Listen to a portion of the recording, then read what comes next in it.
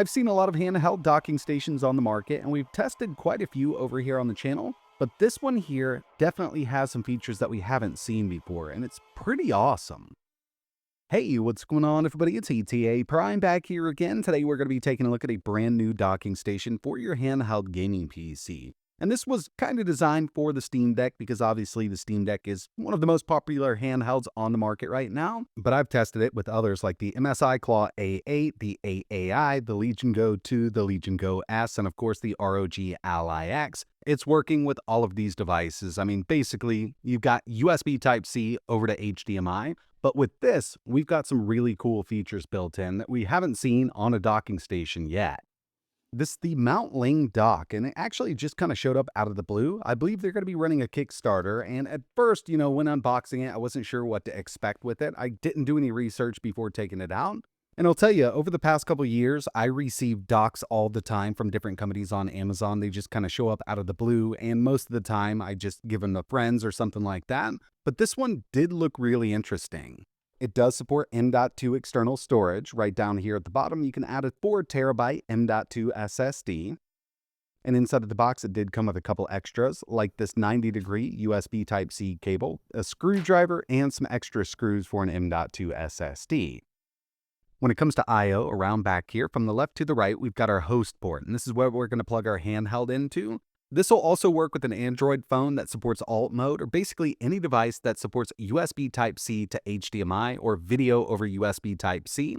We've also got a full-size HDMI 2.0 port, one full-size USB 2.0 port, another full-size USB 3.2 Gen 2 port. It'll do up to 10 gigs a second. Two USB Type-C ports. One of these is USB 3.2, so 10 gigs on that. The other one is for power input to the dock and charging your device through the dock, up to 100 watts here. It's got a gigabit Ethernet port and optical audio out. It also has a built-in cooling fan with 5 stages of cooling. You can go to auto, or you can set it up manually and go to 100%, plus that power button up top. 4TB M.2 SSD is supported, a 2230, 2242, or a 2280. I'm going to be going with a 1TB Western Digital drive just to see how well it works. But my favorite thing about this dock is the built-in touchscreen up front. This gives us a lot of information about the device once it's plugged in, like our resolution. It'll also give us storage on our M.2 drive that we have installed, how fast this thing's charging. We've got full fan control, RGB control. Haven't seen this yet, and I thought it was really awesome. So I've just plugged in my Steam Deck, and you can see that that front screen isn't on yet. That's because we need to press the power button around back. But keep in mind, the power button is really only for the RGB and the touch screen. The dock is still going to work as intended. You can leave this completely off if you want to. So up front, you can see we've got our resolution listed. This is at 1080p. I've got it set there from within SteamOS. That storage device I have installed is a 1TB drive, and the Steam Deck is charging at 30 watts. It also gives us the full wattage of whatever power supply we have plugged in. And the one I have is rated at 100 watts, but it really only does up to 85. You can see directly from here, only up to 85 with it, but it is a PD 3.0 charger that I have plugged in. Steam Deck is really only going to be charging at around 30 watts while it's on, 45 when it's off, and that's really if the battery's completely dead. We can swipe over. Now from here, we've got our optical audio. I don't have this plugged in, but we can enable it if you're going to be using optical audio. That way it swaps over from our internal sound or HDMI sound to optical. I'm going to disable it for now because I will be using HDMI sound. The next little menu we have is the built-in fan for the dock itself. I've got it disabled, but we can go ahead and turn it on from here, and that's automatically going to adjust the fan speed of the dock. We've also got an on mode, and from here we can manually adjust the speed up to 100%. And at 100%, I mean, it does make a little noise. It's not whiny. It doesn't sound like a jet engine. I've been leaving this at auto, and it's worked just fine.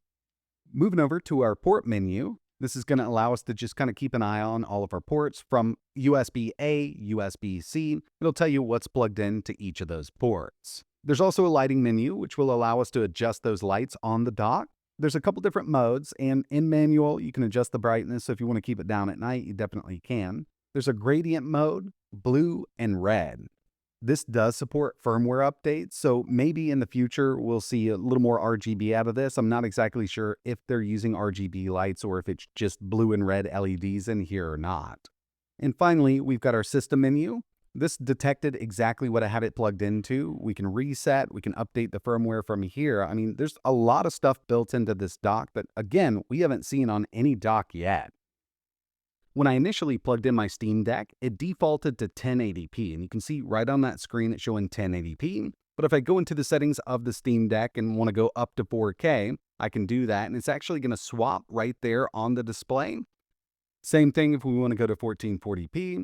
Doesn't say 1440p, it actually says 2K, but we'll try it now. It's pretty cool. Just with a glance, you can tell exactly what resolution you're at with your handheld on an external display. Is it completely necessary? Definitely not. But yeah, I love accessories for these handhelds for sure. And again, they really marketed this for the Steam Deck, but it does work with other handheld gaming devices. So I want to add something with a little more power to this thing. I'm going with the Legion Go 2. We'll go ahead and plug it in, and I've made sure that my battery's pretty low on the Go 2. 85-watt charging right there. The Go 2 does support up to 100-watt PD charging. It's called their Lenovo Rapid Charge. But again, the power supply that I have plugged in only does really up to 85 watts.